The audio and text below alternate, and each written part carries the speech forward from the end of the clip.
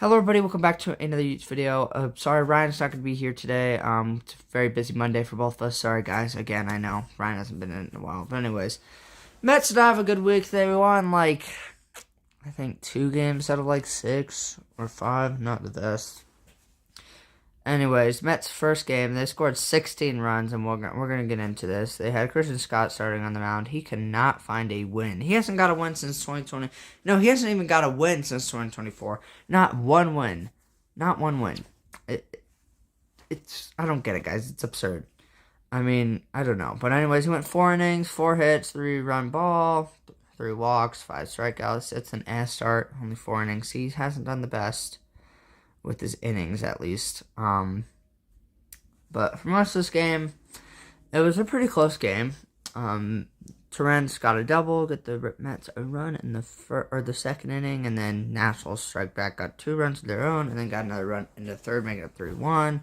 Fourth inning, Brett Baty hit a monster shot to center field, making it 2-3. And then Juan Soto singles, nice little clutch RBI here in the 5th inning. That was pretty nice, making it 4-3. Bo Bichette hit a home run, making it 5-3. And if Bo doesn't hit that home run, we probably would have lost this game. But that was in the 7th. And then C.J. Abrams got a sac fly, 5-4. And then Curtis Mead tied the game, 5-5 in the 8th. Oh my gosh. And then there was really nothing. I think Weaver and Devin got out of a few jams, so that was pretty nice. Devin and Weaver have been pretty good, except for obviously yesterday. We'll get into that. Not good. They did pretty good. Bullpen did decently good in this game. And then no one scored till 11th. Mets got a lot of jams in the 10th. Brosbon, I'm pretty sure I'll show it on the screen. Pretty crazy jams right there getting out of it. Don't know how he did it, but good for him. Marcus Semien got a sac fly, making it 6-5 in the 11th. Mets didn't really do anything else in the 11th. And then, of course, stupid National singled again. And I think David Peterson. Anyways, I think Brosbon got out of a bases loaded jam with 1 out. Pretty sure. Crazy. Or no outs. I don't know. But it was crazy. I think they may have got someone at home. I know they struck out Abrams. So that was pretty crazy. So tied at 6-6 on the 12th. This is where the Mets had an historic 12th inning. This never happened before. This is the most runs scored in an extra inning. So this is crazy. Carson Bench got a single, making it 7-6. Vidal Brujan had the most beautiful bunt I've ever seen, scoring Bichette. Oh my gosh, I got it wrong 3 times, scoring Benj. Anyways, then Brett Baty hit a single, kind of breaking it open, making it 10-6, and then Marcus Semien singles 11-6. Yeah, and then they made it 12-6, 14-6, then 16-6, and then the Nationals got a scrappy run, 16-7. And the Mets won at 16-7. That's absurd. They scored, I think, 11 runs over 2 innings. In extra innings, they scored 10 in the 12th. That is brutally absurd. But anyways, this next game, it started off good, but did not go the Mets' way here. They were up 5-0 in this game. Bo Bichette had two home runs, I think, back-to-back innings. That was pretty nice. The Mets had McLean started on the mound, one of McLean's worst starts ever. Give up 6 runs, technically 9, 6 earned runs, 5.2 innings, 8 hits, 2 balls, 2 base hit balls. Bro said 2 balls, so wrong. Anyways, 5 strikeouts. Yeah, not a good game for him. Mets ended up losing 9-6. Nothing really here to say. Bo Bichette had 2 nice little homers though. They were up 5-0 in this game, and they blew it. They gave an inside-the-park grand slam to James Wood. That pissed me off. Should not have been inside the park. Should have just been 2 runs. I mean, Tyrone was checking on Nick Morabito because he's a good teammate, but probably should not have checked on him until after the play was over. Anyways, on to the next game. Mets had Zach Thornton on the mound, first Major League start. He did give up 3 runs, I'm pretty sure, in the first inning. Was not the best. He went 4.1 innings, 4 hits, 4 runs, 2 walks, 3 strikeouts. Wasn't bad, honestly. Didn't do too bad. It was just that first inning that kind of just messed it up for him. Anyways, the Mets were trying to claw back, making it 3-1, and then the Nationals next inning made it 4-1. Then Juan Soto hit another homer. Juan Soto's been hitting a lot of bombs. Yeah, so, but then Austin Warren has first bad outing. Can't be mad at him. First bad outing. It's okay.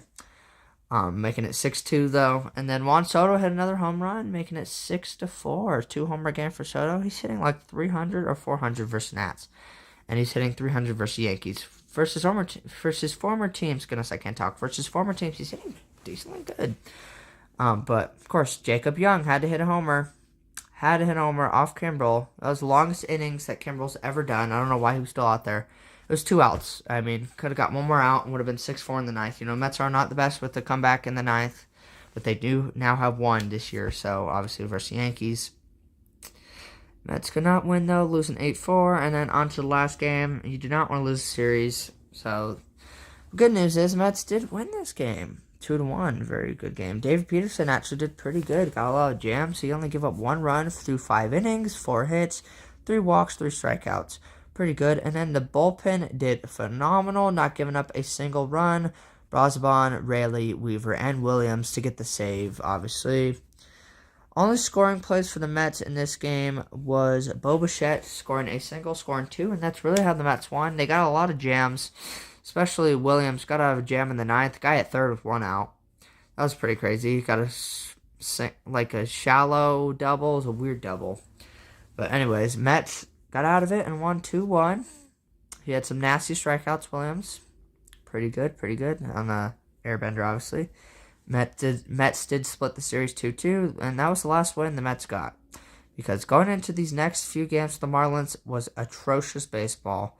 And I think Mendoza needs to be fired. They had Tobias Myers on the mound, so we're not really going to go over the stat line for this game. Sean and I did it decently good. Only 1 run, surprisingly, through 4. Oh, she could technically go up 2. Almost 4 innings. 2 runs. 3 strikeouts, technically 1 run, 4 hits. Not bad.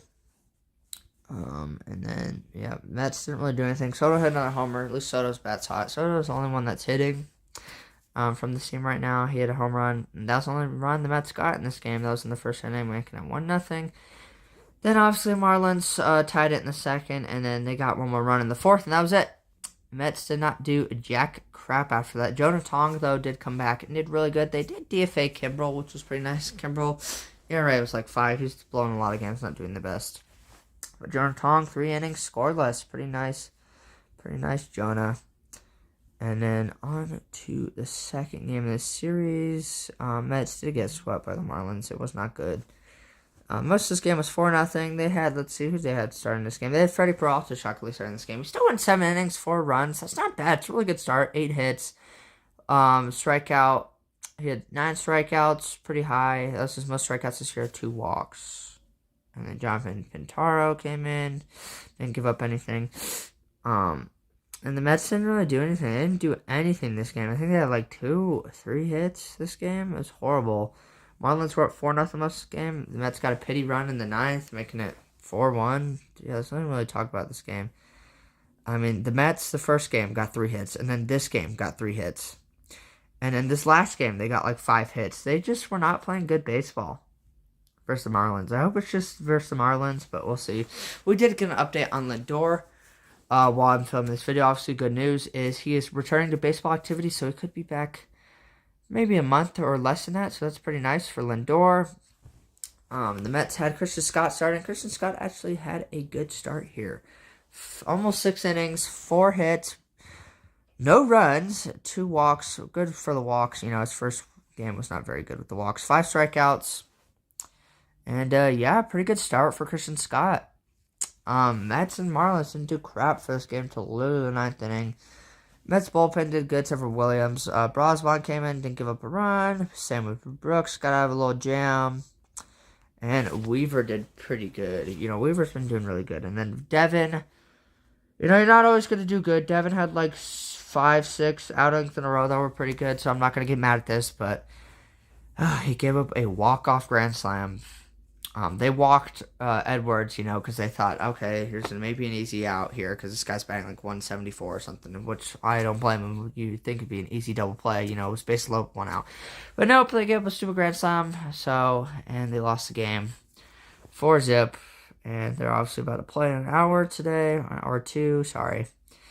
Yeah, not good baseball from the Mets over these last few days. Sorry, guys. Probably not the best video.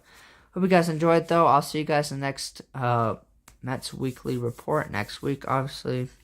Next Monday. Sorry if it's later. Obviously, got a new job, so I'm now employed. So, I'll see you guys later. Hope you guys have a great day. Bye, guys.